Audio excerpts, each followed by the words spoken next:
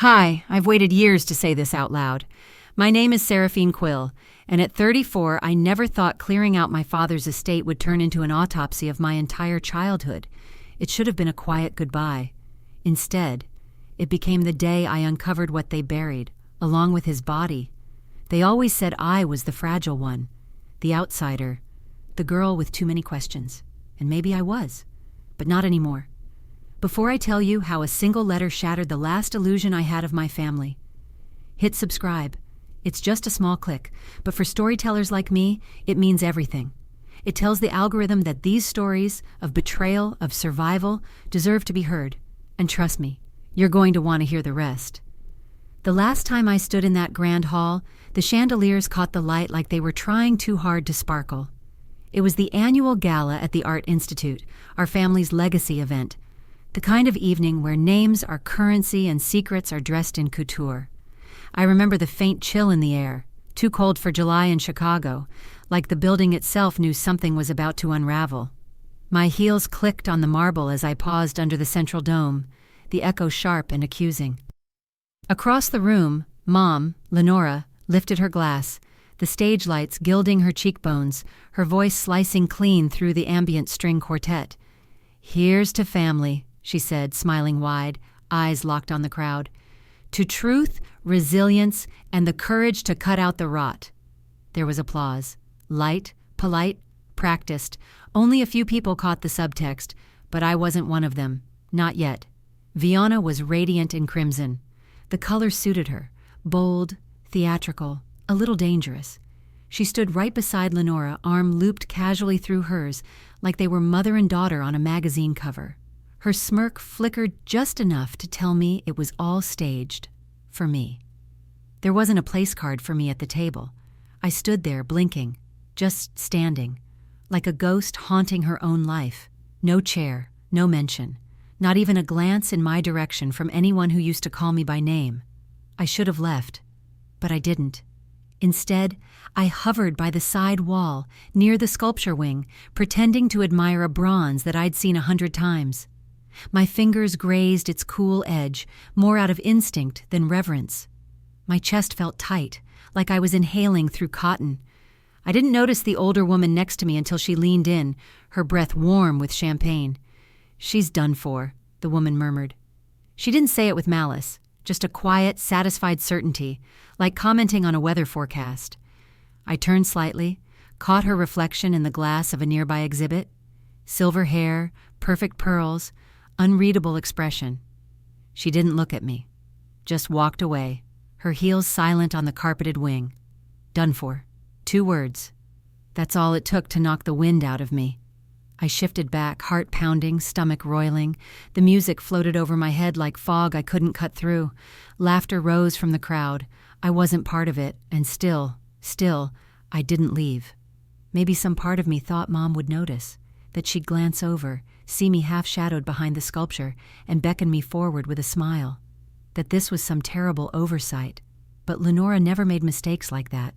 She made decisions, clean, ruthless ones. And tonight, that decision was me. My phone buzzed in my clutch. A message from Elliot. "Sorry, can't talk. This is messy. V's version seems legit." Legit. He actually believed her. I stared at the screen until the words blurred. My fingers trembled as I locked it, slipping it back into my bag like it burned. My nails bit into my palm. I didn't even notice I was clenching a cocktail napkin until I felt it shred in my hand.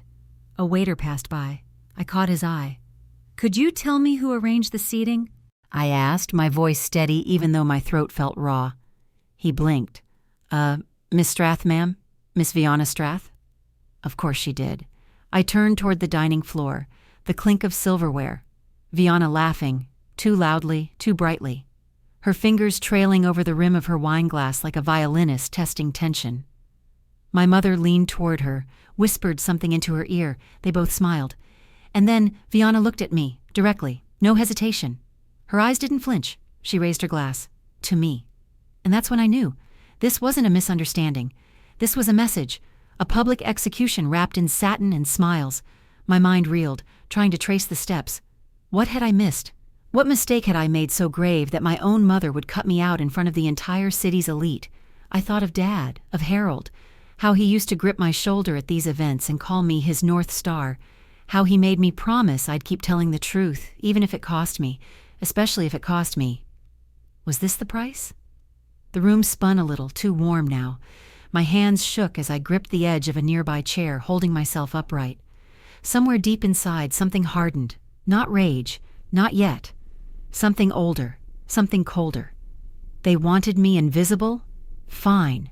But I wasn't gone. And I sure as hell wasn't done. I walked out before dessert was served, before the mayor's speech, before the charity video montage that always made Lenora cry. The cool night air hit like a slap. My breath fogged in the strange July chill. I didn't stop walking until I reached the river, the city lights smearing across the water like oil paint. And there, standing on the edge of my old life, I whispered it aloud. Why did they turn on me so fast? The wind didn't answer, but the silence said enough. The morning after the gala, Chicago looked like it hadn't slept either. Outside my apartment window, the sky was the color of wet ash, the kind of gray that settled into your bones before you even stepped outside. Traffic hummed below, sirens in the distance blending with the low throb of the L train.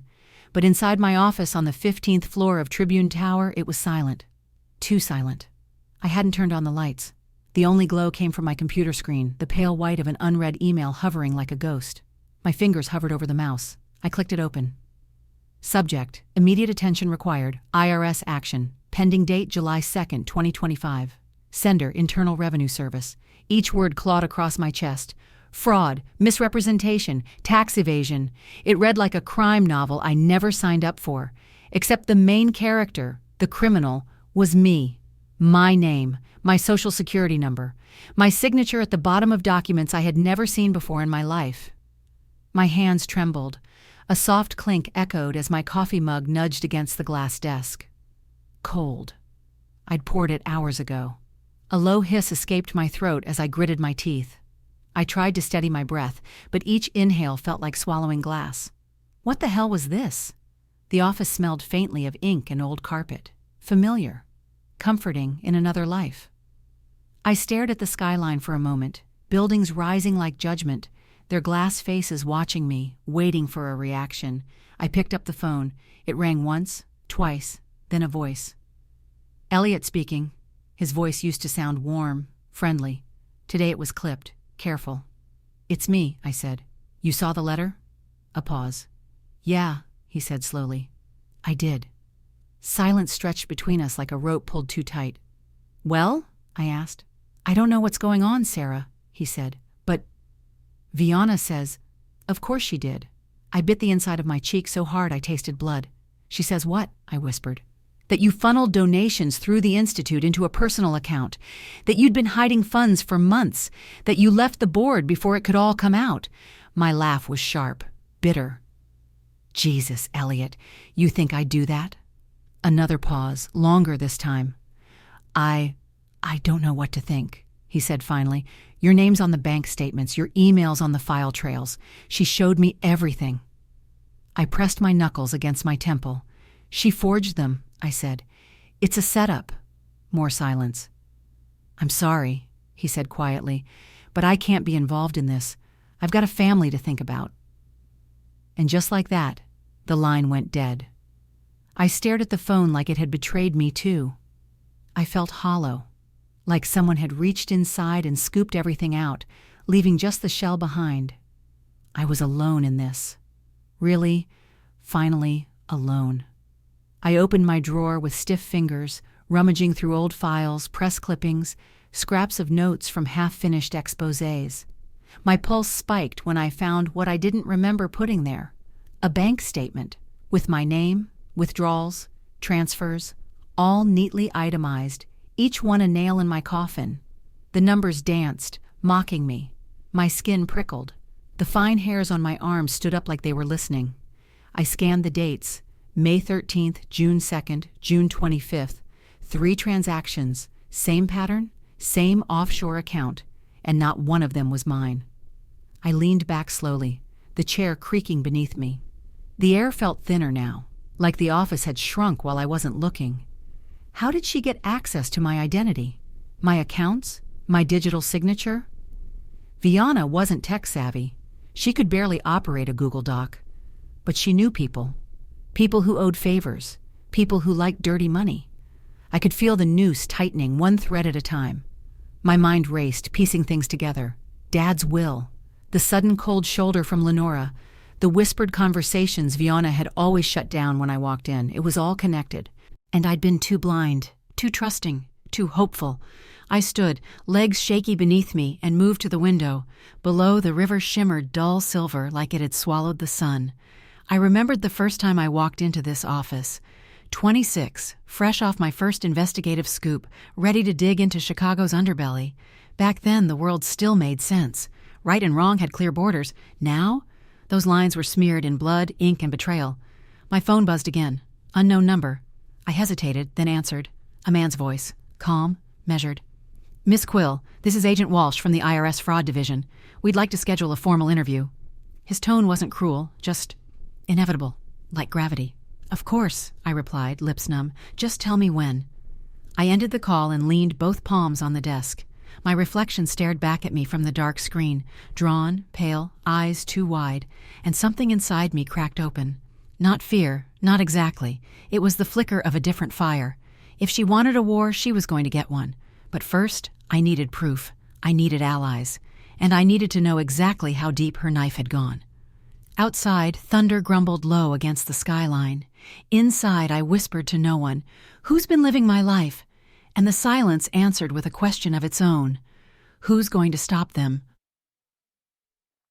There are places in the house that hold breath. Dad's study was one of them. Even years after his funeral, it felt like he'd just stepped out for coffee and might walk back in any second. The scent of cedar and old tobacco still lingered in the wallpaper, clinging like secrets. Light slanted through the tall windows in ribbons, catching dust in the air like suspended time. I stood in the doorway, fingers grazing the frame, heart knocking against my ribs harder than I cared to admit. I hadn't set foot in here since the memorial, not willingly. The room was untouched, meticulously so. His desk, heavy oak and carved at the edges, sat beneath the old city map he loved. Every drawer was locked. His leather chair still creaked faintly when I brushed past it. The globe in the corner still pointed to nowhere. I wasn't sure what I was looking for. Maybe a reason, a loophole in this mess. Something mine. My heels clicked softly as I crossed the rug. My fingers skimmed the bookshelf spines, economic theory, American history, volumes of poetry tucked behind awards. Then lower, near the baseboard, a thin tin box wedged behind a row of vintage city council yearbooks. Curious, I slid it out. Inside, letters. Dozens, yellowed and bound with a faded red ribbon. Most were addressed to my father, but one was sealed. Cream envelope, thick stock, no stamp, just our family crest, his mayoral crest, pressed into the wax. And across the front, in Dad's angular script, to Viana, open only when the dust settles. My fingers tightened around the envelope. She had this the whole time, or never even knew it existed? I sat down hard on the edge of the desk, the envelope trembling in my hands. I shouldn't have opened it, but I did. The seal cracked with a faint snap. Inside was a single page, handwritten. Viana, I know what you want. I know why. And I can't change what's already been set in motion, but there are things in place, things you'll inherit. Use them wisely. Do not let ambition make you cruel. This city is built on fault lines. Do not stand on them carelessly. No address, no details, just a ghost of a warning disguised as love. My mouth went dry. I read it again, then again.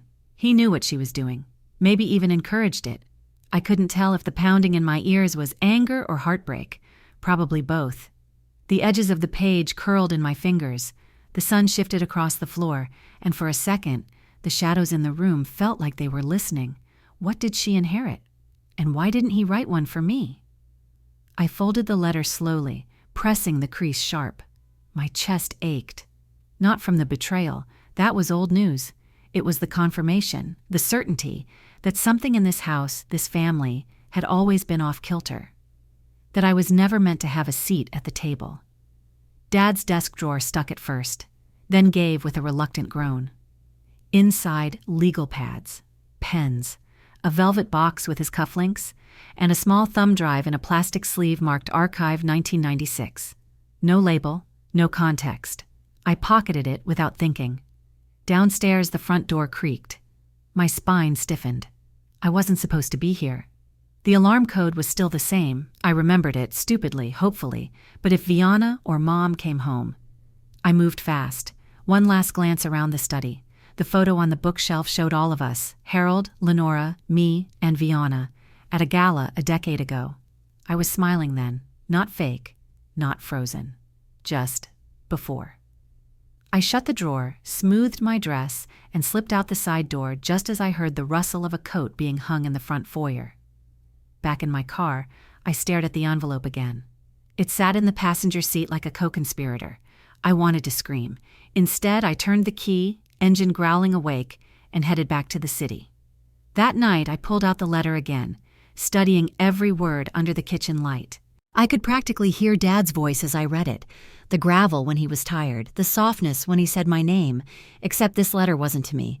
I wondered if she'd even read it yet, and what she'd done with what he gave her. My laptop glowed in the dark. I slid in the USB. The files were encrypted. Of course they were. But buried in the metadata was something, an ID tag linking the drive to a city infrastructure account, one used during Dad's time as mayor, something connected to zoning funds, tax shelters, possibly a hidden financial trail. My pulse quickened. If this drive led to the fortune Vianna now controlled, it could explain everything. The fraud, the frame job, the exile. I leaned back in my chair, throat dry, every bone in my body screaming questions. What did she find in that fortune? And what did he mean by, "Don't let ambition make you cruel"? A faint memory bloomed.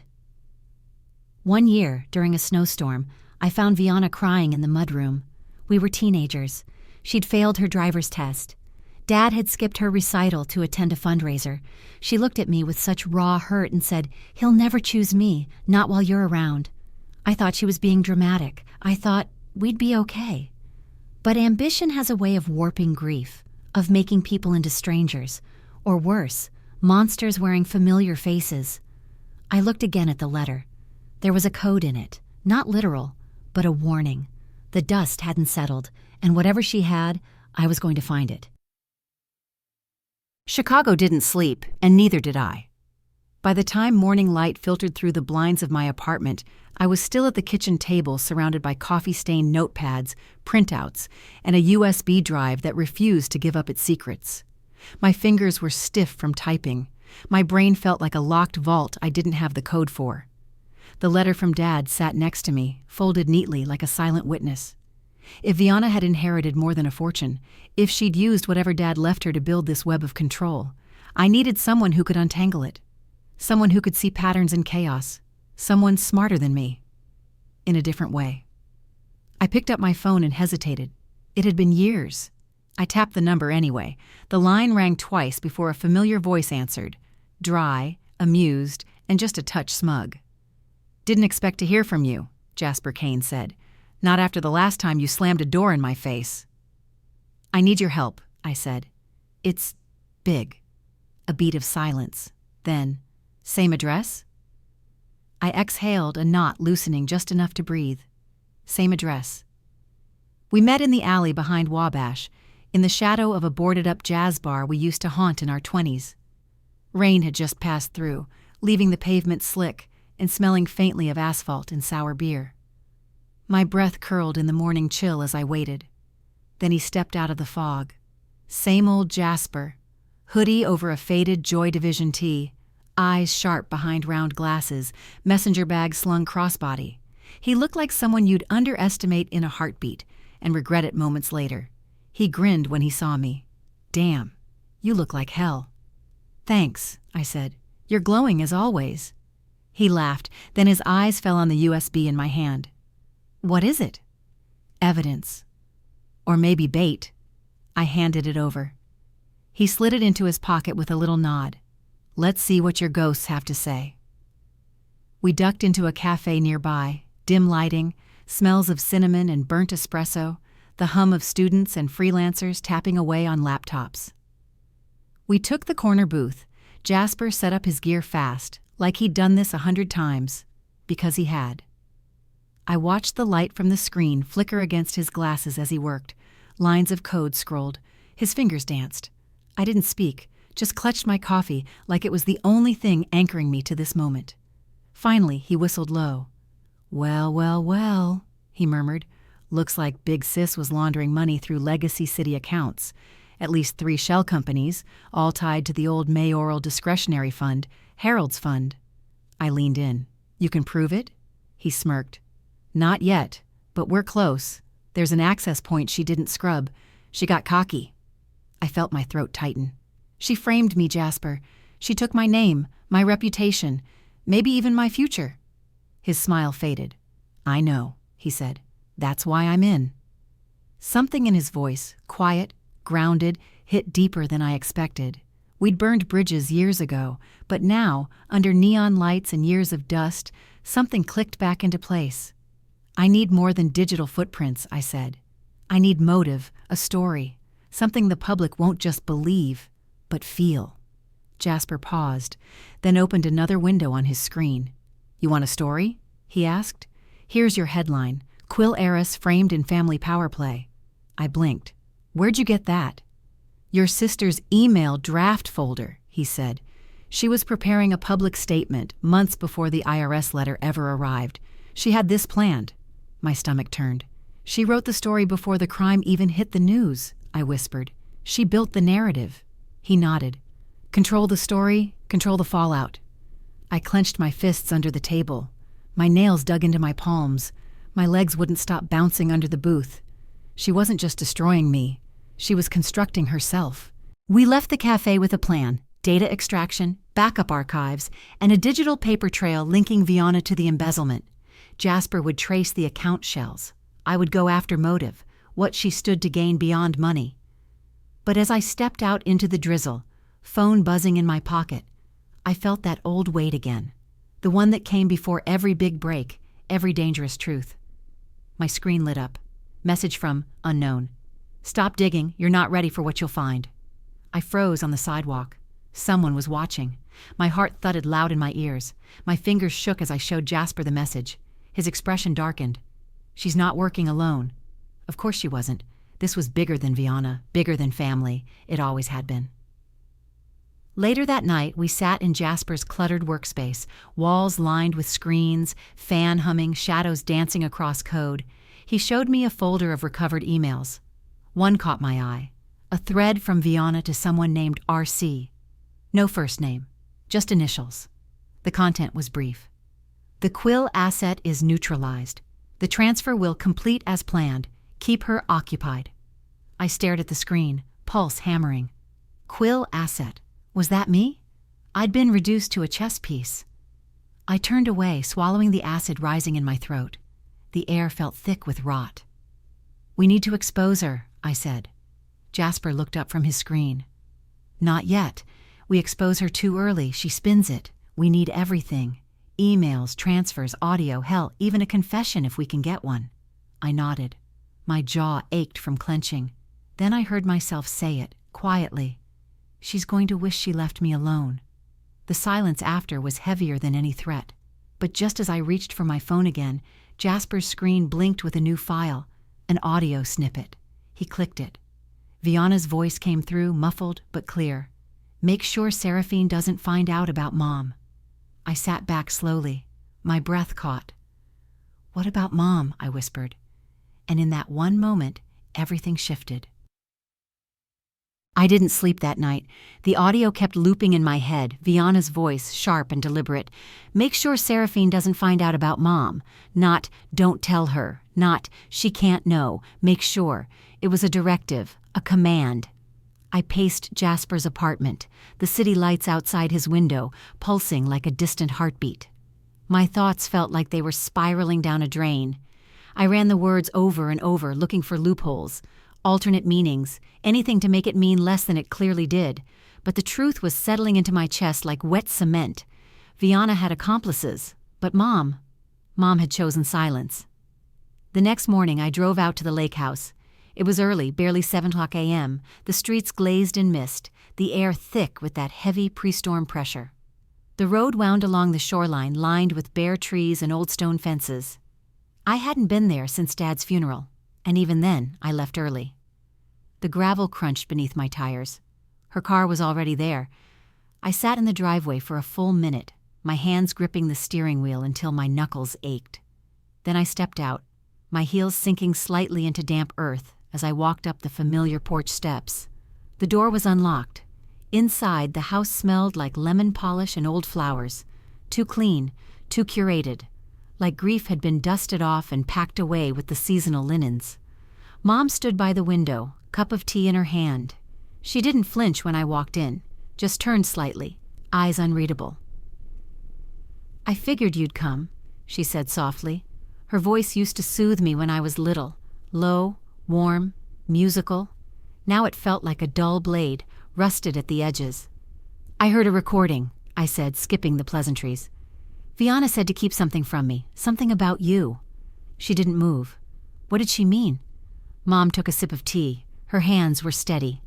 "I didn't know she recorded me," she said finally. "But I'm not surprised." My pulse jumped. "So it's true." She placed the cup down slowly, then walked to the fireplace, running her fingers along the edge of the mantel like it held answers. "I tried to protect you," she said. "From what?" Her eyes met mine, pale green, no tears, just tired. From the truth. There it was.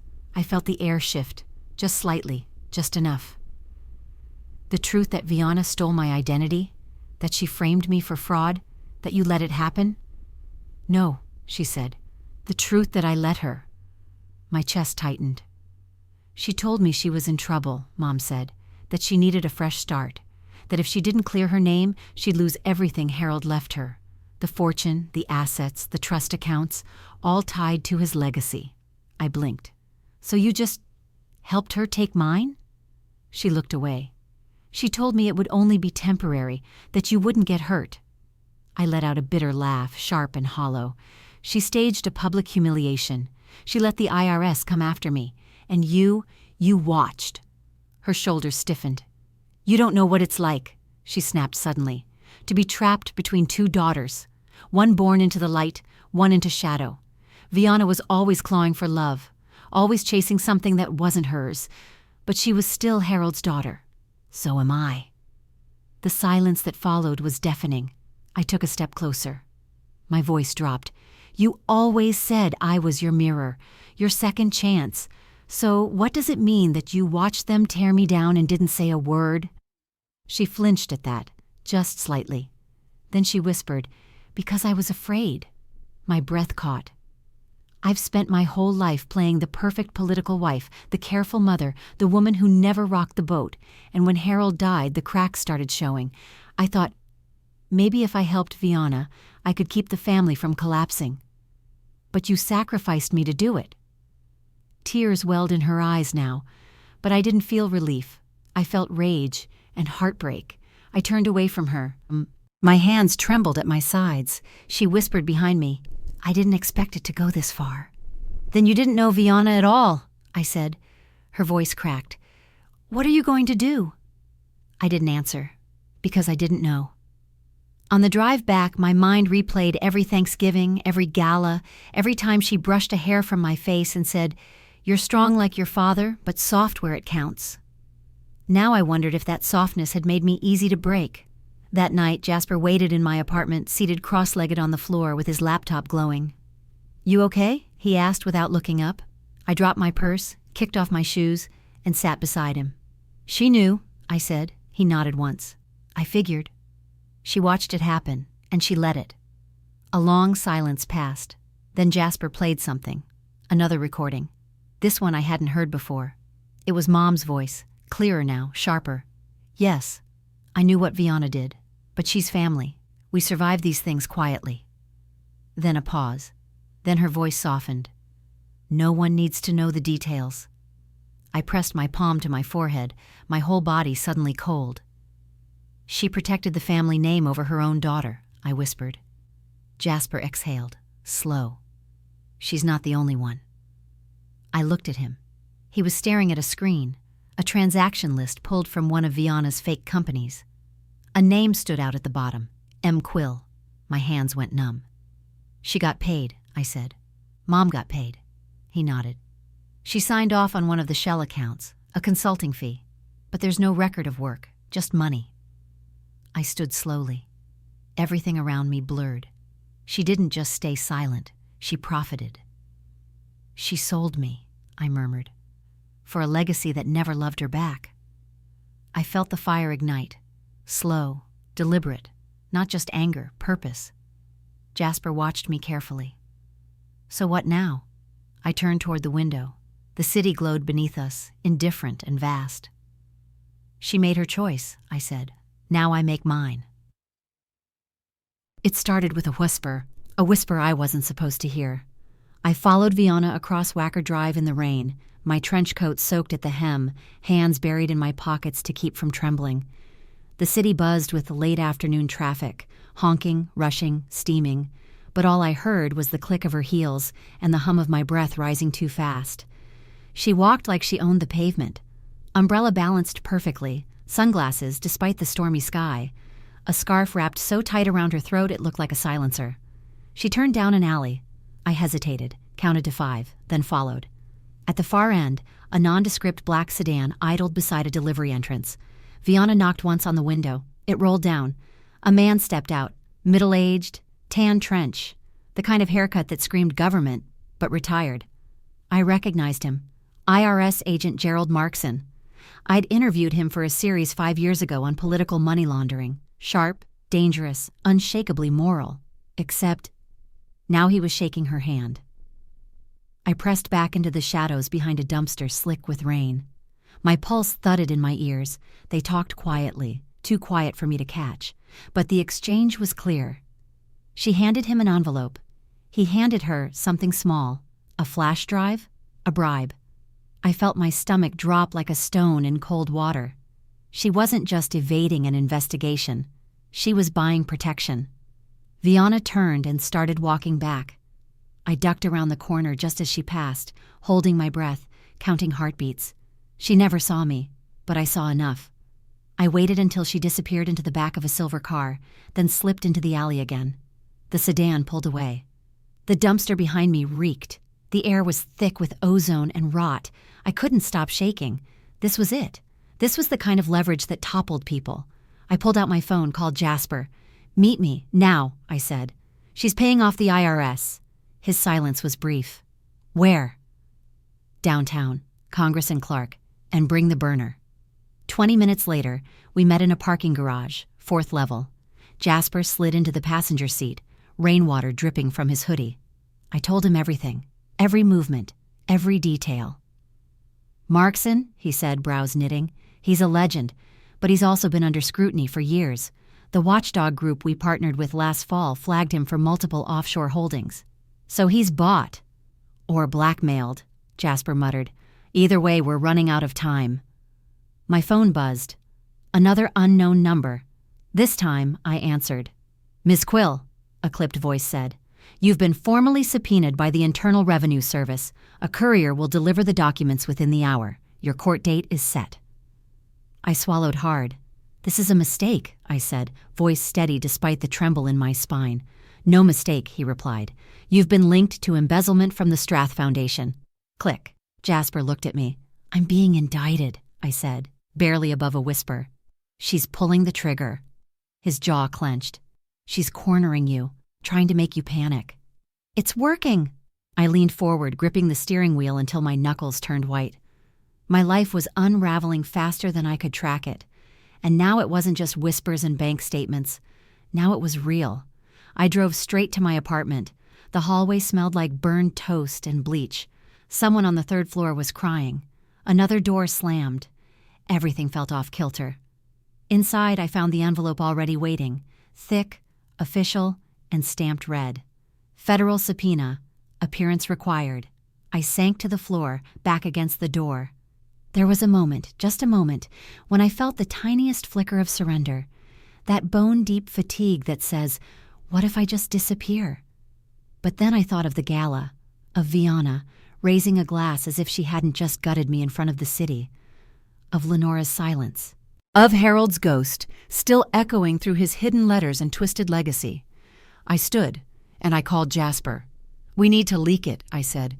Everything we have on Viana. Now. No, he said. Not yet.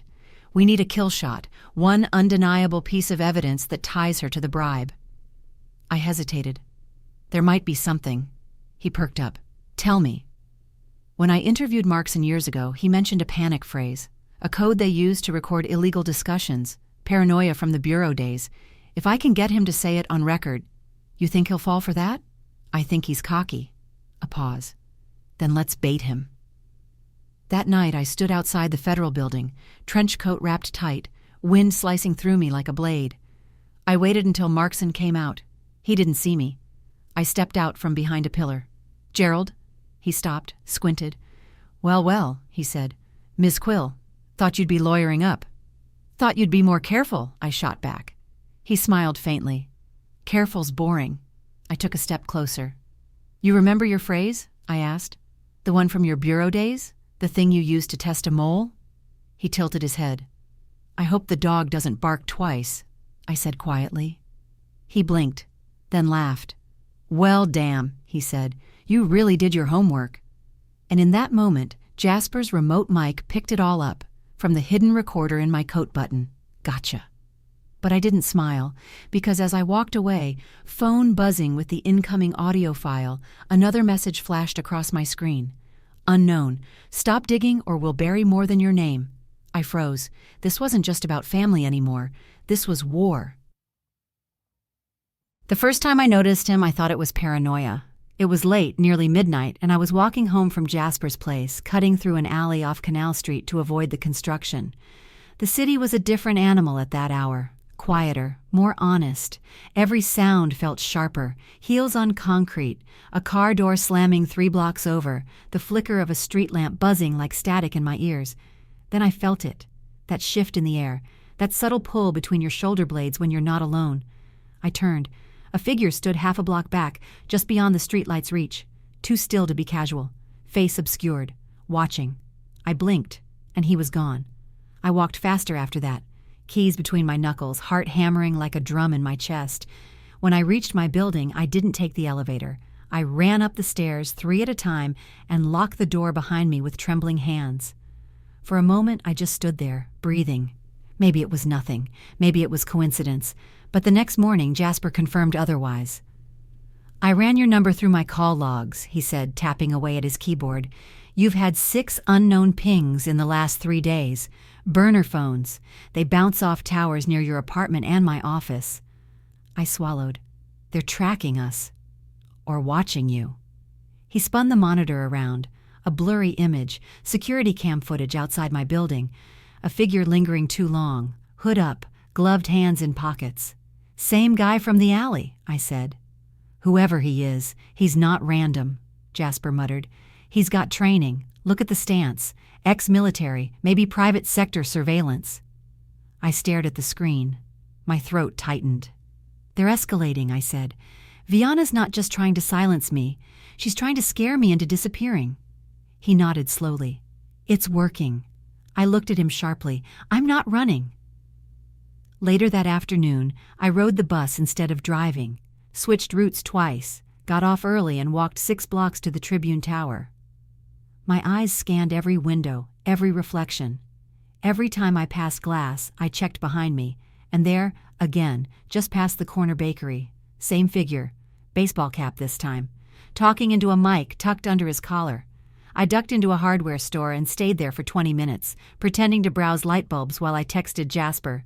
He's back, Midtown, moving east. No reply. Which meant he was already moving. That night, Jasper came over with a backpack full of gadgets. We need eyes, he said, not just instincts. He set up cameras by the door, motion sensors at the stairwell, and a VPN cloak on my laptop that rerouted every action through 6 countries. I watched him work, mind spinning. My fingers itched to do something, anything, but all I could do was watch the perimeter of my life shrink. As the last cable clicked into place, I asked quietly, Why me, Jasper? He looked up. You mean, why target you so viciously? I nodded. He hesitated, then turned his screen toward me. Because of this. On the monitor, a file I hadn't seen before. pulled from Viana's encrypted cloud, buried 6 layers deep. It was a conversation log, not text, transcripts, meetings between Viana and someone labeled only as RC. "This is the twist," Jasper said. "RC isn't just her fixer. He's someone inside city infrastructure. Deep access." I scanned the lines. Something caught my eye. A mention of a redacted investigation from years ago. Subject, H. Strath. Public records tampering. Closed. 2003. My father. "What is this?" I whispered. "Your dad covered up something," Jasper said. "Something big. Viana knows it. And if it surfaces, it unravels the fortune. The entire foundation crumbles." I stared at the screen, pulse thrumming in my ears. "That's why they're watching me. That's why she's trying to shut me up." Jasper nodded. "You're too close." For a moment, all the air left the room. I flashed back to a night when I was 15, sneaking downstairs for water. I'd passed the study and heard Mom whispering into the phone, "We need to bury this, Harold. If the press gets wind—" She stopped cold when she saw me, smiled too quickly, told me it was about a Gala budget. But now I wasn't so sure. That memory twisted in my gut. What had they buried? The next morning I received a voicemail. No caller ID, just static. Then a voice, barely audible through the distortion. "You're digging too deep, Seraphine. Back away. Final warning." Click. I stood frozen in my kitchen, fingers curled tight around the phone. They knew my name, and they were done playing nice. I played it again, slower, louder, listening for any trace of identity. But the only thing I heard was the threat behind the words. Jasper was already pulling audio data by the time I reached his place. "Voices scrambled," he muttered. "But it was pre-recorded. That wasn't a live call. Someone sent it to send a message." "It worked," I said, "but not how they wanted." He looked up, brow raised. "They think I'm scared," I said, my voice low, steady. "But all they did was tell me I'm getting close." And then his screen pinged. An alert. One of the motion sensors we'd placed flagged movement. Jasper opened the feed.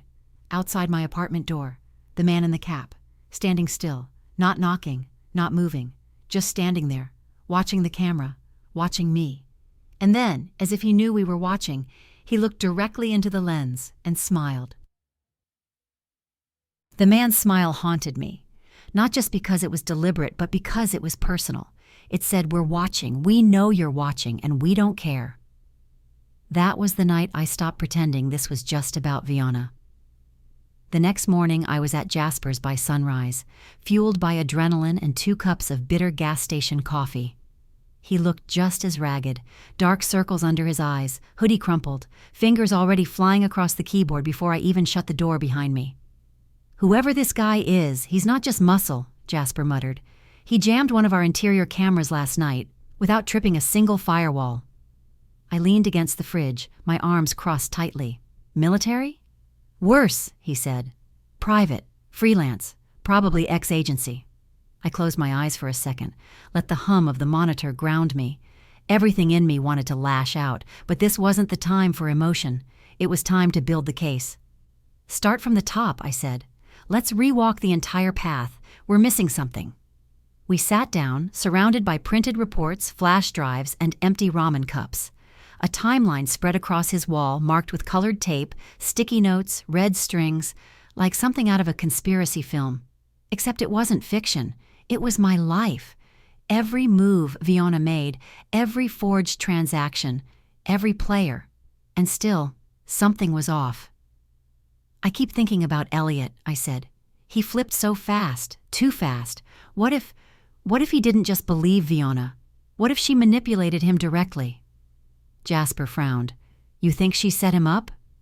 I nodded slowly. "She's not sloppy. She wouldn't risk a weak link unless she was controlling the chain." We pulled up the hacked email threads, dozens of messages, some between Viana and board members, others with Elliot, most innocuous. But one stood out, a flagged attachment, a spreadsheet labeled Internal Donor Review, redacted. I clicked it. The first few rows looked ordinary, but halfway down there it was, a line item under Anonymous Contributions, $325,000, tagged with Elliot's initials, unreported, unexplained. "She bribed him," I said. "Or framed him." Jasper whistled. "That explains his panic." And his silence. I leaned forward. We bring him back in. Won't work, Jasper said. Not without leverage. I exhaled, heart racing. He's still working with the Tribune. If that donation goes public, he's finished. He'll talk. Jasper nodded slowly. We can draft an ultimatum. But soft, I added. No threats, just truth. And an invitation. An hour later, I sent the message. Elliot, I know about the donor file. You were played. We both were. Meet me tonight at the Bridgeview Diner. One chance to make it right. I didn't expect him to respond, but he did. 8:15 p.m. Don't be late. The diner buzzed with fluorescent light and the smell of burnt bacon and bleach. A waitress with chipped nails poured coffee into mugs we hadn't touched. The jukebox hummed faintly, something from the 80s. Elliot looked wrecked, hair disheveled, suit wrinkled, tie gone. He didn't speak at first, just stared into the table like it owed him answers. I didn't know she'd take it that far, he said finally, voice brittle. She said it was temporary, a buffer. I stayed quiet. She made it sound like you were spiraling, that you'd taken money, disappeared. God, I wanted to believe her. Why? He looked up, eyes rimmed red. Because it was easier than believing you'd been betrayed. Silence stretched. Then I said, I need the emails. He didn't ask which ones. He just reached into his coat and slid over a USB. She knew you were close, he said. Started prepping a full discredit campaign, said she'd bury you if you kept poking. I took the drive. Thanks, Elliot. He grabbed my wrist briefly. She's not the only one with secrets, he whispered. Your father, he wasn't just hiding money, he was hiding people. What do you mean? But he stood, already backing away. Be careful, he said. They're not all gone. That night, back at Jasper's, we opened the drive. Emails, dozens, and one stood out like a flame in the dark. Subject, Re, Harold's silent arrangement. From V, Strath 2, RC. If anyone finds out what Dad paid off in '99, the entire fortune collapses. Make sure the archive stays sealed. That includes the tapes. Tapes? I whispered. Jasper froze. There's audio, somewhere, tied to your father. Maybe confessions? He turned to me, face pale. If we find those tapes, we don't just sink Viana. We take down the entire legacy. I stared at the screen, my pulse loud in my ears. But then the alert pinged. Motion sensor, third-floor stairwell. We checked the feed.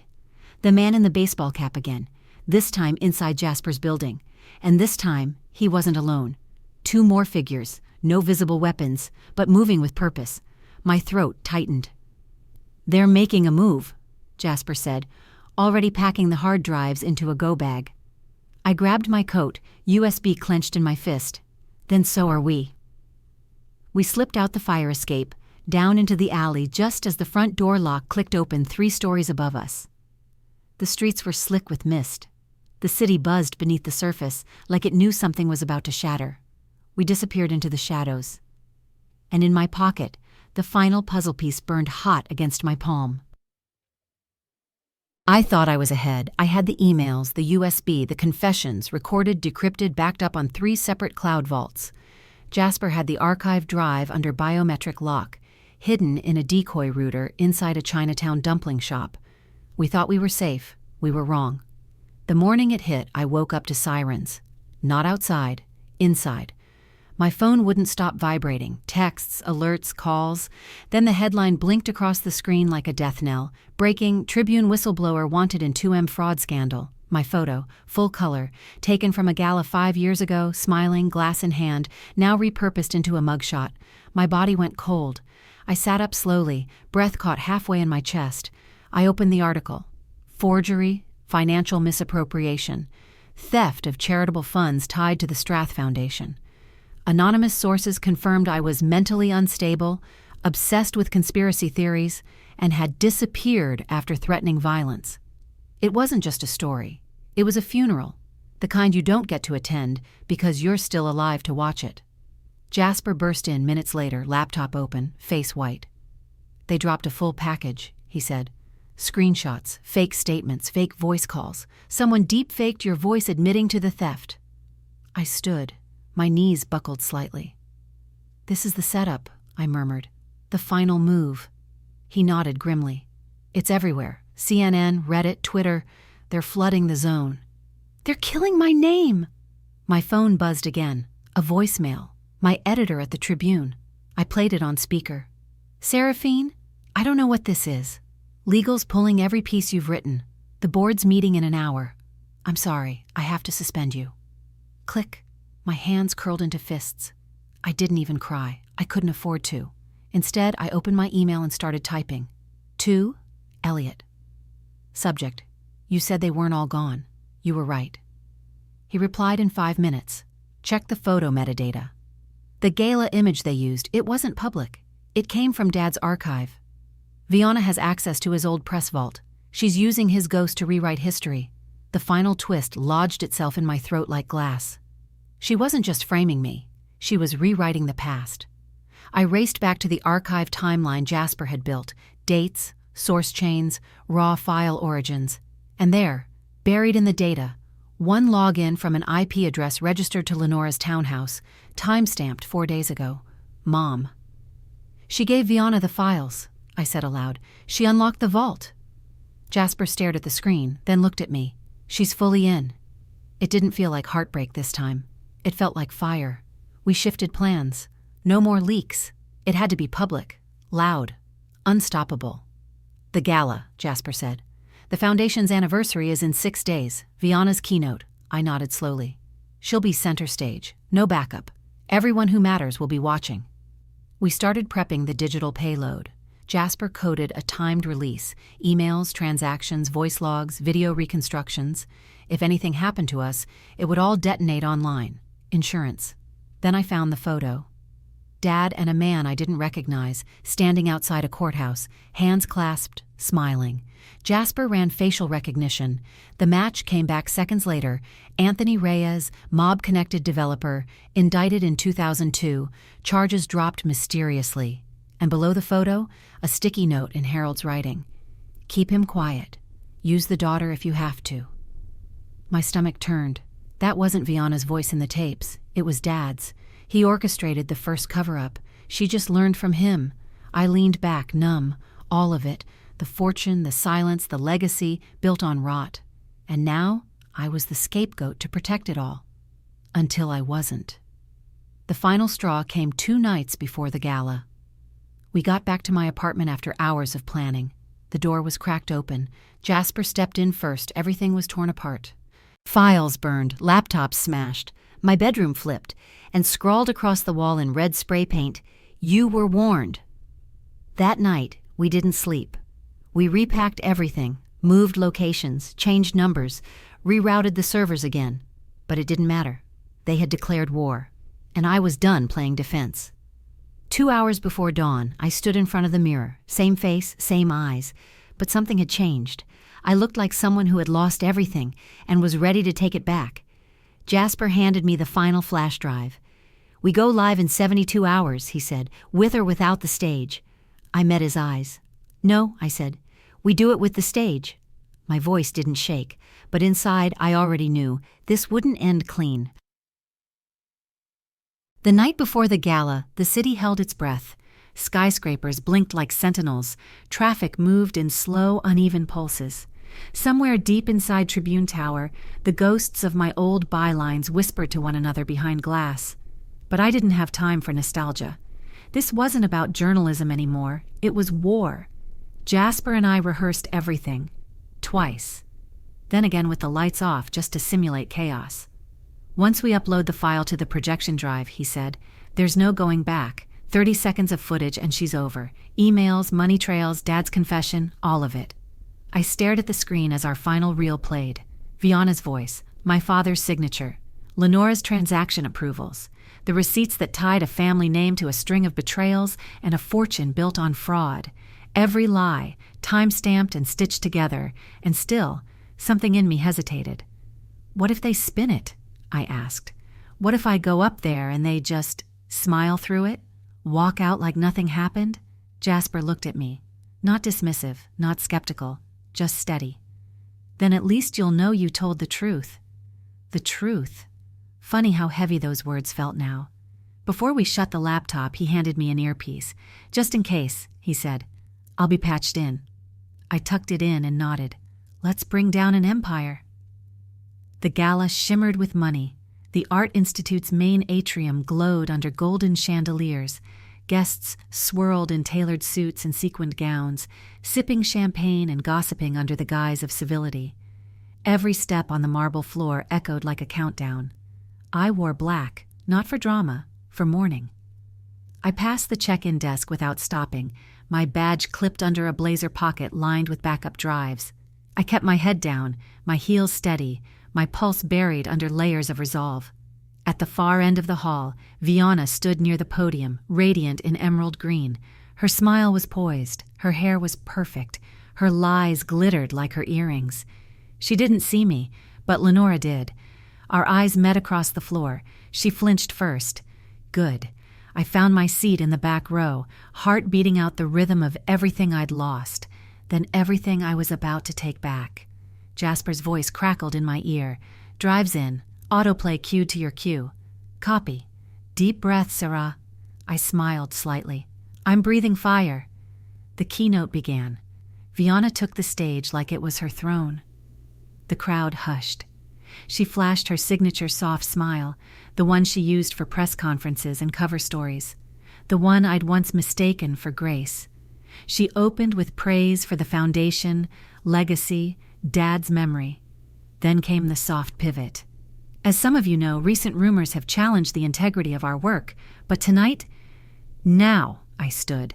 The mic squealed slightly as I moved up the center aisle, slow, calm, unwavering. Murmurs rippled like dominoes falling sideways. Seraphine? Someone gasped. Vianna faltered. Just once, just enough. I reached the stage, took the second mic. Hi, I said. My voice echoed through the hall like a challenge. I won't be long. Vianna moved toward me. This is not the time. Yes, I said, it is. Jasper clicked the play button. The projector behind us blinked to life. At first, silence. Then Dad's voice filled the hall, grainy but unmistakable. If this gets out, we're finished. Keep her close. Control the story. A collective inhale. Glasses froze mid-air. Forks stilled mid-bite. Then came the documents. A flurry of bank statements, wire transfers, a decrypted email from Vianna, dated before my IRS notice, pre-drafting the media takedown. The final blow? A screen recording of Lenora's voice. It was the only way to keep the name clean. We needed a sacrifice. Seraphine already looked guilty. I turned to the crowd. That's what they did, I said. They sacrificed me to protect their illusion. Chaos exploded, voices shouting, phones raised. A camera flash. Vianna's smile was gone now, replaced by something colder, calculating. She lunged toward the mic. None of that is authenticated. It's edited? Jasper's voice buzzed in my ear. Upload's gone live. Can't walk it back. It's not fake, I said. It's backed up in 6 separate places. And if I vanish, it hits national syndication. Silence.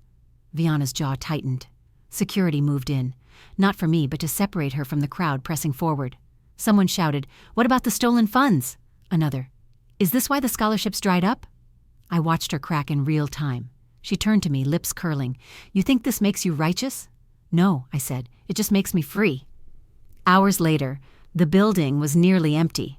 Emergency board meetings had been called. News vans gathered outside. Jasper and I sat in the museum's back hall, our laptops between us, both drained. I didn't feel victorious. Not yet. Because I knew this wasn't over. Lenora hadn't been seen since the broadcast. The man in the baseball cap was still unaccounted for. And Vianna, though shaken, hadn't been arrested. But the public had seen the truth. And sometimes that was the first crack. Jasper checked his phone. His face paled. "What?" I asked. He turned the screen. An alert from a government leak site. Anonymous source drops Quill family audio files, includes off-the-record dealings with known crime figures. It wasn't us. Someone else had the tapes, and they just opened the next door. The Quill name hit national news before sunrise. By the time I stepped outside, reporters were camped outside my apartment, shivering behind umbrellas, shouting questions through steam-clouded breath. "Seraphine, did you leak the tapes yourself? Is it true your father bribed a federal judge? Was your mother complicit in laundering campaign funds?" I didn't answer. I kept walking. A light snow had started falling, just enough to settle on rooftops, not enough to hide anything. Chicago, raw and unforgiving, just like what we were about to unleash. At Jasper's, the audio files were already circulating. Harold's voice, commanding, cold, unmistakably calculating, was clipped into podcast soundbites and TikToks. It was surreal. A man who'd spent his life curating legacy was now viral for shredding it. "This is bigger than anything we touched," Jasper muttered, refreshing his feeds. "Someone fed those tapes to the whistleblower site, not us." I nodded, staring out the window. My breath fogged the glass. They wanted to bury me, and instead they lit a fuse under themselves. The Foundation's PR team went silent. Their official page crashed. Donors began pulling out. And then, like a final nail, an arrest warrant was issued, just not for me. Viana Strath, fraud, obstruction, bribery. The same media who once echoed her press releases now broadcast her downfall like a sport. We watched the chaos unfold from Jasper's couch. TV muted, our screens flickering with headlines. Quill family empire implodes in wake of scandal. Daughter of late mayor faces charges. Anonymous source drops tapes. Harold Quill's legacy in freefall. Still, something in me refused to feel relief. Not yet. Because Viana hadn't fallen. Not entirely. She was still out there. And she wasn't quiet. The next day, I received a single text. No sender ID. "The mob will bury us all, Sarah. You just rang their doorbell." I didn't sleep that night. Instead, I pulled out the last box of Dad's old files, the one I hadn't touched. Jasper and I had skipped it before, assuming it was ceremonial. Speeches, plaques, old mayoral commendations. But now, I needed every missing piece. Inside, a leather-bound journal. I opened it to the middle. A list. Names. Payments. Codes. Next to each entry, a date. Most were from the early 2000s. Some were circled. One name was underlined 3 times. RC. The same initials from the Viana emails. The ghost in our machine. "Whoever RC is," I whispered. "Dad feared him." Jasper leaned over my shoulder. Or owed him. And then came the twist. A second notebook, tucked between old programs from city galas, sealed in plastic. On the cover, in Harold's handwriting, "For Lenora, if things go wrong." I opened it.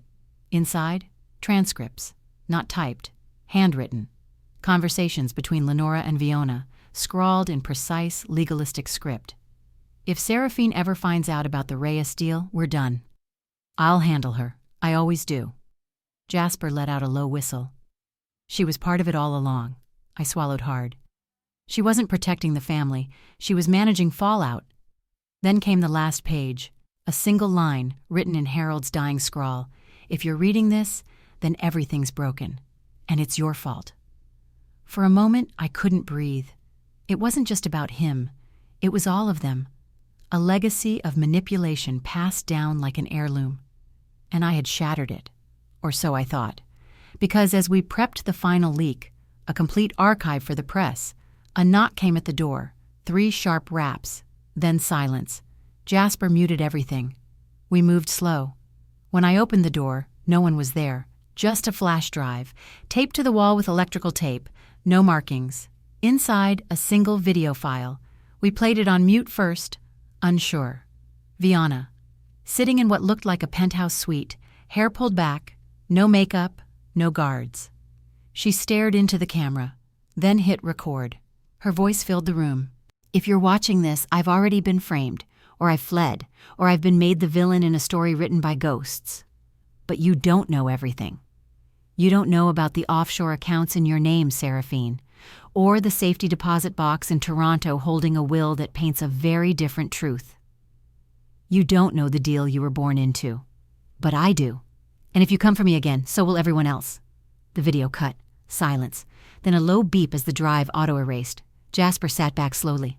She just flipped the board. I stared at the blank screen, the weight of her words crashing into me. So this was her last move. Not a plea, a dare. Outside, snow thickened. Sirens blurred across the skyline. Somewhere a prosecutor signed an arrest order. Somewhere else, a legacy unraveled. And somewhere, Viana was waiting. But so was I. The video haunted me. Even after the flash drive wiped itself, the echo of Viana's voice stayed lodged in my ears. That dare, that threat, I should have felt fear. Instead, I felt ready. This time, I wasn't the girl hiding behind locked doors or dusty archives. I was the one holding the matches, and I had enough kindling to burn the whole dynasty down. Jasper stayed silent as I packed my bag. We both knew what came next. Vianna had one last card to play. So did I. The hotel was sleek, faceless. High-rise windows like mirrors, front desk staff trained to forget your name. Jasper booked the room under a burner alias. The woman at the desk didn't blink. Vianna was already there, sitting in the penthouse lounge, glass of something amber in her hand, legs crossed, posture perfect. She looked like she hadn't slept in days. Her eyes flicked toward me just once, no smile. I assume you watched it. I sat across from her, slow, controlled. I did, I said. You almost made yourself the victim, she sipped. I am the victim, of men like Harold, of dynasties like the Quills. You were never his puppet, Vianna. You were his partner. She laughed, low and sharp. Maybe. But you, she leaned forward, you were the insurance policy. Your birthright was the cover. You think your father left you out of the loop? He built you into it. I didn't flinch. And yet, here I am, unraveled everything you both built. She placed the glass down carefully. You think justice is what this is? It's performance, public outrage, a trending hashtag? But the ones who matter? They'll make another Quill? Another Vianna? They always do. My fingers curled on the armrest. That's not my problem, I said, because I'm not letting this cycle repeat. She raised an eyebrow. And that's when I handed her the folder. Inside, copies of everything. The journals, the offshore transactions, the phone recordings, even the alternate will she hinted at, the one I found by tracking down her Toronto lawyer. Every last lie on paper. You're turning this in? She asked, voice suddenly dry. No, I said. You are. I placed the second document in front of her. A confession, drafted carefully, legally sound, already notarized. All she had to do was sign. Her eyes narrowed. Why would I do that? Because, I said, if you don't, this entire file drops to the press, unredacted, with your signature already forged. For a second, the facade cracked. Just a flicker. She picked up the pen. The room went so quiet I heard the ballpoint scrape paper. When she was done, I took the folder, stood, and walked away. I didn't look back. It didn't take long. By the end of the week, Vianna was indicted on a dozen charges. The FBI confirmed a RICO investigation into the foundation. Senators scrambled to distance themselves, and the city I once felt swallowed by started whispering my name. Seraphine Quill, not Harold's daughter, not Vianna's pawn, just me.